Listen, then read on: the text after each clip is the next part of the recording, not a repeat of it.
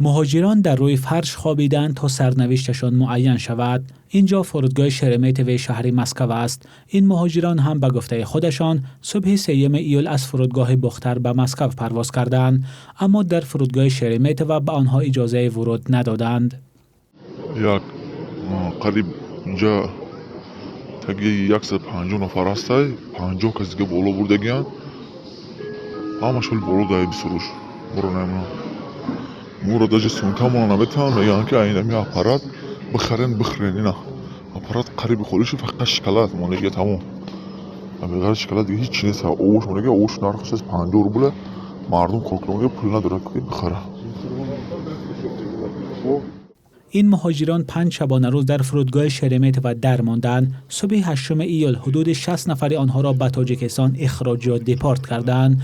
مسئولین فرودگاه باختر تصدیق کردند که 59 اخراج شده از روسیه را قبول کردند. سبب اخراج بعضی مهاجران را چنین گفتند: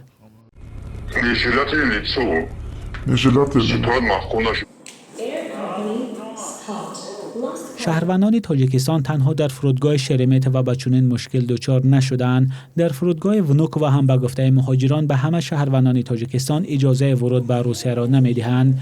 این شهروندان به گفته خودشان 7 ایول از دوشنبه به ونوکوو پرواز کردند و 2 روز است که درماندند.